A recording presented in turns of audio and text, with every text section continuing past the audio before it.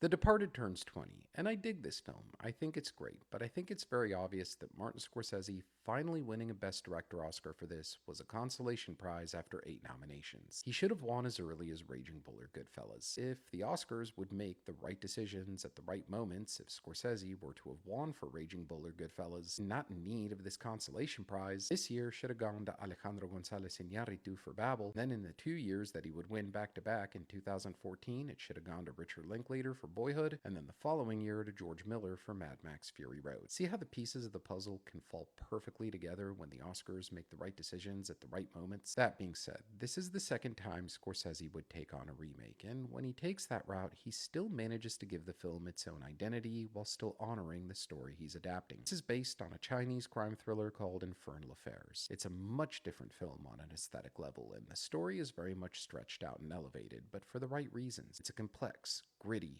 brutal film, looking at two individuals on opposite sides of the law, each respectively infiltrating the other side, connected by a very menacing gangster. But so much focus is given to the supporting characters around them as well. This is the only time Mark Wahlberg would ever receive an Academy Award nomination for acting, further proving that when he's working with the right director, he can deliver a great performance. Imagine if he took more of that route with his career instead of succumbing to paycheck movies, but to each their own, I guess. One creative decision I really love is that the title doesn't even pop up on screen until halfway through the film, queued up by a great needle drop. I'm shipping up to Boston by the Dropkick Murphys. And reflecting on this 2 decades later, I don't exactly consider it top 5 Scorsese, but it's still a great film. It not only further identifies the great body of work that Scorsese has delivered at this point, but even something he's made that may not be in his top 5, but is still really good, is infinitely rewatchable.